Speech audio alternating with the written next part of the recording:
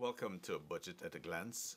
With me is the Honorable Dr. Leslie Ramsammy, Minister of Agriculture, joining us to dissect and, give his perspective on the 2014 national budget. The budget size is 220 billion, Dr. Ramsammy. Give us your quick overview in terms of the budget in a general perspective. And I know, Paul, that there are some of our opponents who keep saying it's just a bigger budget, but I think they said it's bloated. That's one word they have used. Another word is it's a budget for repairs and maintenance. Okay. Well, I am proud to be a member of the PPPC government, that our budgets always lead to improved lives for our people, and I think this $220 billion budget is appropriately named. It's for a better Guyana and better lives for the Guyanese people. And when you look at this budget, you see that.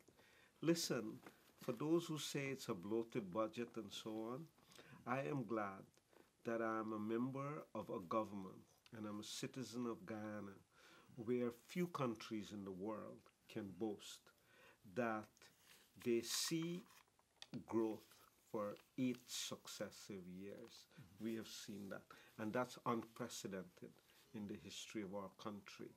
The last time we had anything like that was 1964 to 1971, when the PPP started a trajectory of growth in our country that was brought to an end in 1971.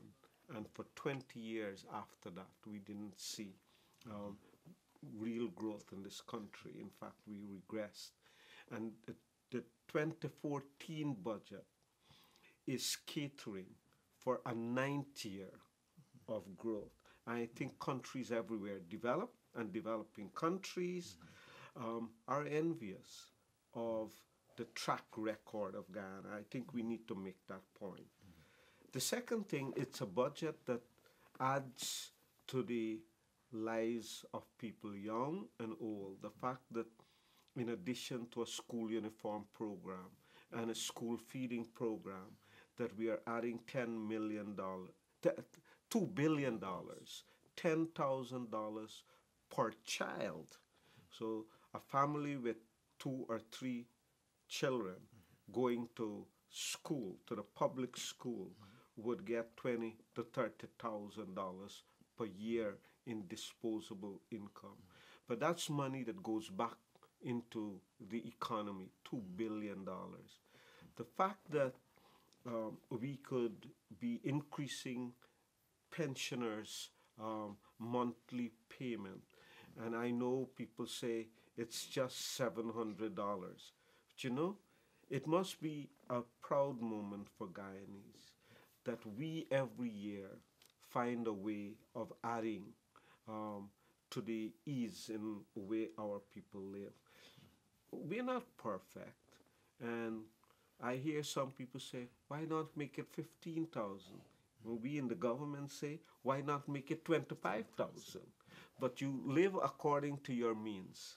This is what we can afford, and we also need to spread it out. And that is why, it's not easy to take $3.2 billion and give it to one community, as we do in Region 10 for electricity subsidy. And so when people question the 3.7 billion that we give to the whole country for electricity through GPL, and then not question how we giving one community, I think they're being unfair. But we don't have anything to apologize for. And so I think that this is another budget in the tradition of the PPP where we address the needs of our people. We would be the first to concede that we would have liked to make the budget 300 billion. We would like to make the budget 400 billion and increase all of the allocations that we have made. But we have to live in accordance with our means. And that's the last point I want to make on this first point, which is that we have increased the budget. and increase our allocation to improve the lives of our people without increasing the taxes. Right, the infrastructural aspect, how do you pin that to continued economic growth? Much is being put in terms of hinterland road development and so forth. Tell us a little bit of your And in thinking. fact, no country, particularly country at our level of development, could ever develop to the stage we want, to the level we want, without a focus on infrastructural development, the electricity supply, the road network, etc. In a country where vehicular transportation has become such an enormous growth center, more than 20,000, 25,000 new vehicles added. We have to build our road network. In a country where we have redefined remote, and I just need to remind people that 20 years ago, even 15, 10 years ago, we had very remote areas in Guyana where you would take days and weeks to reach. Now you can reach every part of Guyana within the day.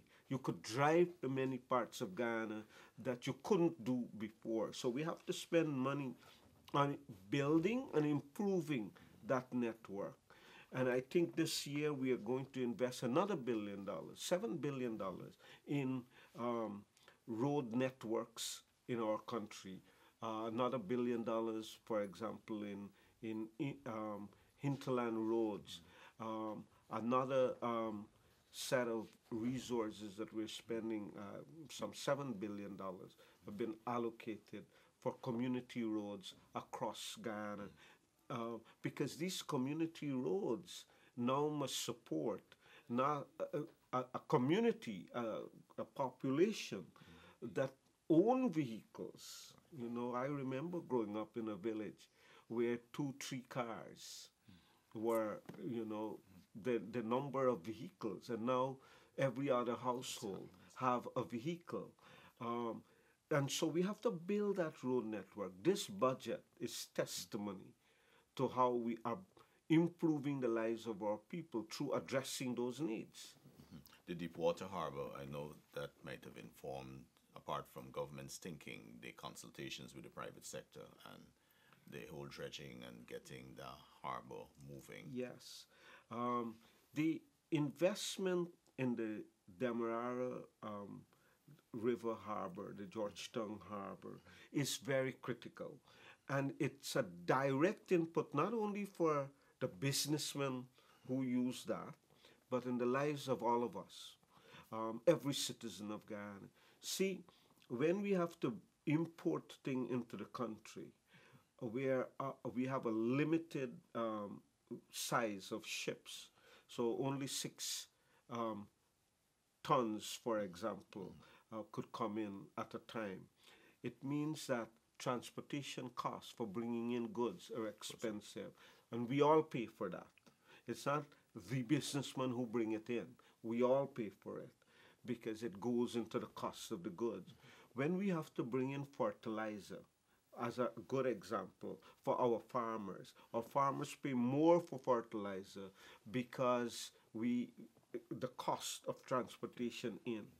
Our export out, there's no reason for us to send 100 ships to Venezuela to take our rice, as we did last year. More than 100 ships going to take the 200,000 tons of rice to Venezuela. We could send 20 or 30, reducing by 1/3 the number of, reducing by 2/3 the number of ship that go. Your cost go down. That cost that we save go directly to the farmers.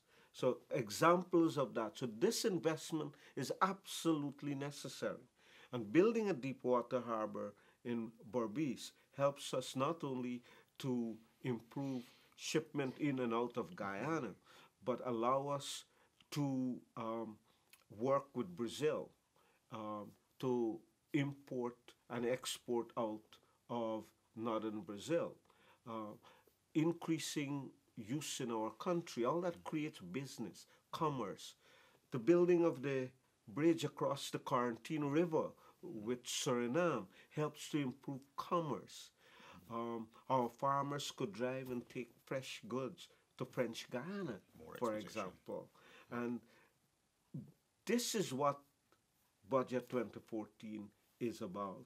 So we could poke holes, we could do all we want, we could call it bloated budget, we could call it um, maintenance and repair budget, we could say we'll have a bloody war over the budget, but you can't take these things away. This is how we help develop our country. I take it then you're prepared to debate the Oh, injection of the subsidy to the sugar industry. and yes, I can't And, wait. and you coming closer home to your sectors. Yes. Tell us a little bit about your thinking in terms of the I've investment. heard that APNU says they will vote against it. I've heard people saying it's a bailout. I've heard that people say that it's a handout. Listen, the sugar industry is one of the most critical part of our economy. 18,000 people directly working in this industry, 120 people in some way depend on, 120,000.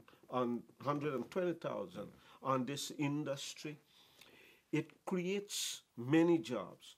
People forget that a large part of the rice industry depends on the sugar industry. The drainage and irrigation that supports the rice industry in regions 3, in region 5, in region 4, in region 5, in region 6 comes from the sugar industry.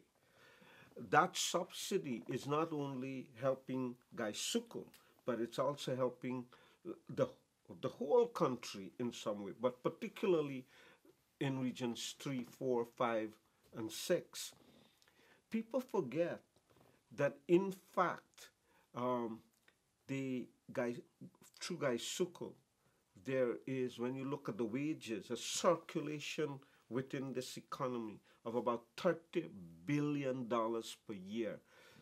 Every week in this country, about $500 million is circulating through wages that Gaisuko pays. This is an enormous part of our economy. For those who think that instead of, in the difficult times that Gaisuko have now, instead of us trying to lend a helping hand, that we should close it. For example, you've heard the proposal, tilapia for sugar, ethanol for sugar. This is what it means, that you're going to affect the economy in such a way. Take sugar, for example, because I'm sure today you had a couple of spoonfuls of sugar. It's almost 800,000 people in some way using that product. And sugar is sold in this country at a price way below the cost of sugar. You don't have sugar being produced in our country, we'll have to import that sugar. And the cost of living goes up because each one of us will have to pay more for sugar instantly. So that this is not a bailout, this is ensuring that our country's economy is sustained and grows. In any case, have we forgotten that in the 1970s and 80s, single-handedly, sugar carried this country? All the teachers, all the police officers, the bauxite industry, all the rice industry was sustained by sugar. And people forget that it is because of the sugar protocol that after the 2007 price cut by the Europeans, that it was sugar who helped brought in European budgetary support. And in fact, in the last, since 2007 to now, 150 million US dollars have been injected into this economy through Gaisuko from the European Union as compensation. So it is not a bailout. It is, in fact, ensuring that the economy of Guyana remains buoyant. It is ensuring that the growth that we have experienced for the last 8 years continue for a ninth year and a 10th year. And let me say this, that Gaisuko have been the main victim of climate change. And people say that is balderdash. I've heard that. I'm sorry that I have to use that word. But in fact, look, in these years that Gaisuko has had a difficult time, and see what happens when the weather is good, like right now. In the last several weeks, because we have had only 4 real weeks of operation for Gaisuko, we have past 35,000 tons. We are approaching 40,000 tons. Recall that last year when we had bad weather, the first crop, we only produced, I think, was 48,000 tons. We are almost, by the time the budget debate is in full swing, we would surpass the first crop of last year. So that Gaisuko isn't dead. Gaisuko needs some support now, but Gaisuko has earned that support, not only from its history, but from its potential. And the fact that we still have resources out of the Sugar Protocol and the associated actions from Europe. And therefore, Gaisuko has earned such a support. But that support also goes not only directly to Gaisuko, but it supports the community. Think if Montrose Pump isn't working. We spend in Gaisuko about $15 billion per year for a drainage and irrigation system that is not restricted for Gaisuko use. If you live in Enmore, that drainage system is supported by Gaisuko. If you live in Rosal Town, if you live in Skeldon, if you live even in areas such as, Good Fortune, parts of Canal Polder, parts of Parfait Harmony, without Gaisuko's drainage system, we are in big trouble. So that Gaisuko is not only an industry that produces sugar and creates some employment for people, it has become an integral part of the infrastructure and the social welfare of people. So it's not a bailout. Good case, Dr. Ramsammy. But take us a little bit, give us a sneak preview into the pronouncements to the investments in the Kanji Basin, because I know that's moving more into the diversification aspect of the agriculture industry. And there are 2 things I want to focus on that. One is our effort in Guyana to reduce the cost of meat. Meat has become an important part of our food and nutrition security. Poultry price can be reduced because the most expensive part of production is the feedstock.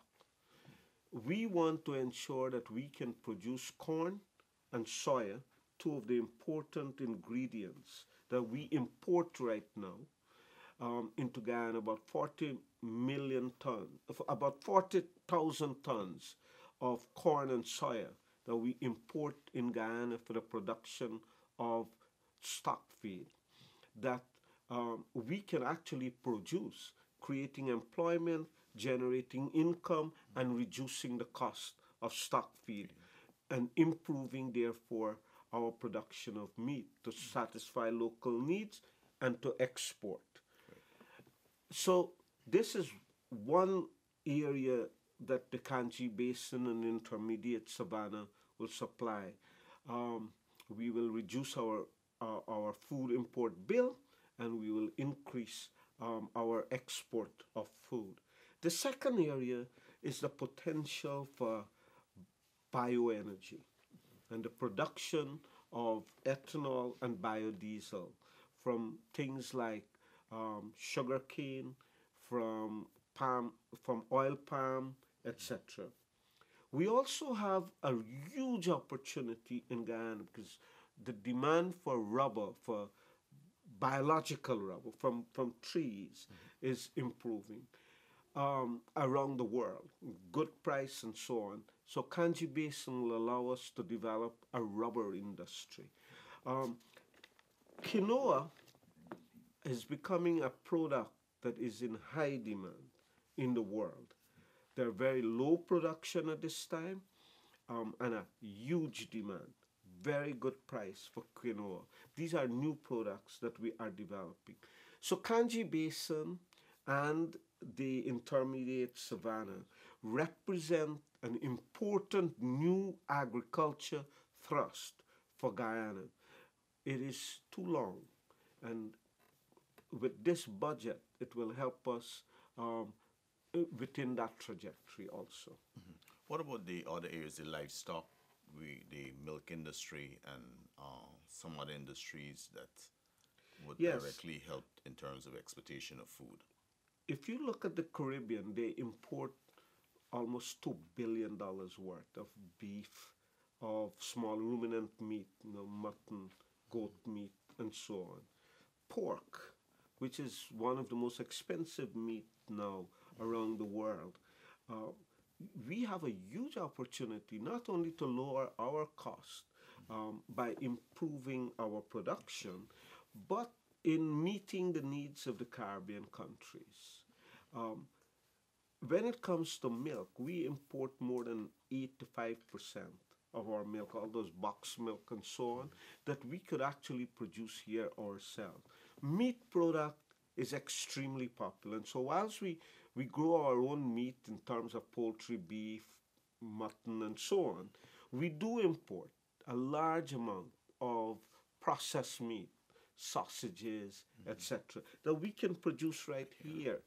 And that creates an industrial base because agro processing to produce these processed meat, but it also think about this problem, and this is what our budget addresses, and people miss sometimes.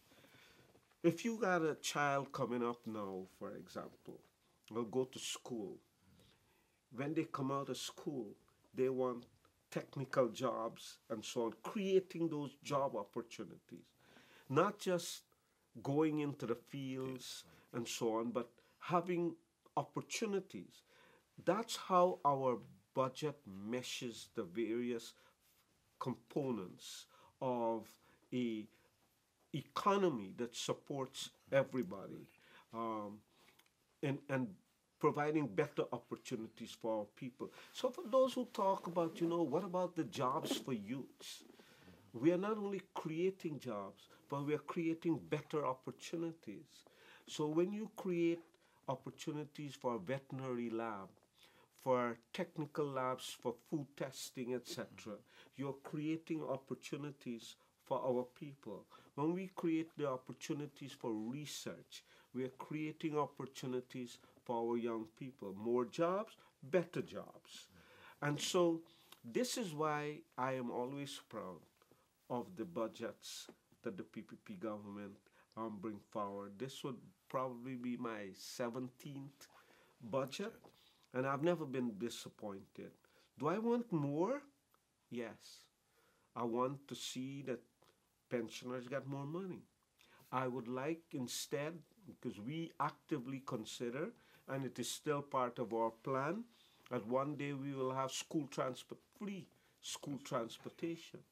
But we don't want to wait for that to happen. We know we can't afford it right now. So what did we do? Give $10,000 for every child so that the family could afford that. And what does that do? It supports the minibus driver, the car, the hire car driver, etc. This is how you run an economy. So what we are doing is we have an aspiration. We want to ensure that not so long from now, a pensioner will get 20 and 25,000. But we don't want to wait till we can afford that. So we add to whatever and we build up to that. We don't want to wait for the school buses to come and the boats. We already have some boats working to transport children. When you go to Mora Point and so, you would see that this government has given boats to the people to transport the children. But until the day we can afford for every child to have a hot meal at lunchtime, rich or poor, we ensure that those in the hinterland can get it now, and those and some of the schools could get some juice and biscuits in some of the schools. But this is a step toward ensuring that every child will have a free lunch one day. Good. So that's how we build our budget. We have about 2 minutes left, Yes. but I know health is close to your heart. We were just talking about food, which is important to one's well-being. The specialty hospital, I'm sure you would want to see that move forward to move things to a new dimension in terms of the health sector. So you got about a minute left to roll Well, out. all I would say is this, that if you have a relative who has cancer, if you have a relative, as we get older in our country, there are more older people now. We are living, our life expectancy has increased, with a heart problem. If you have a relative that have a kidney problem, you will want to have a specialty hospital. 10 years ago, even, no Guyanese would have dreamt that we could have heart surgery in Guyana, that we could have a kidney transplant. We have proven that those dreams can be made reality. Listen, the specialty hospital is one of the biggest thing we could do in our country. Anyone who even think of voting against a specialty hospital not only needs his mind, his head examined, but you are working against the interests of the people of this country. We must make the specialty hospital a reality, and we must make it a reality now, not in the future. Beautiful. The Honorable Dr. Leslie Ramsammy, Minister of Agriculture, giving his perspective on the 2014 budget and more or less his passion in terms of his sector. And he just finished off there by speaking to the need for the specialty hospital. Dr. Ramsammy, I want to thank you, Thank you very for much. giving us your overview. I know there's much more that you wanted to speak to, but I'm sure as the days go by, I guess we'll hear some of it in your debates in the National Assembly. I want to thank you very much. You were watching Budget at a Glance. Thank you. I'm Paul Moore.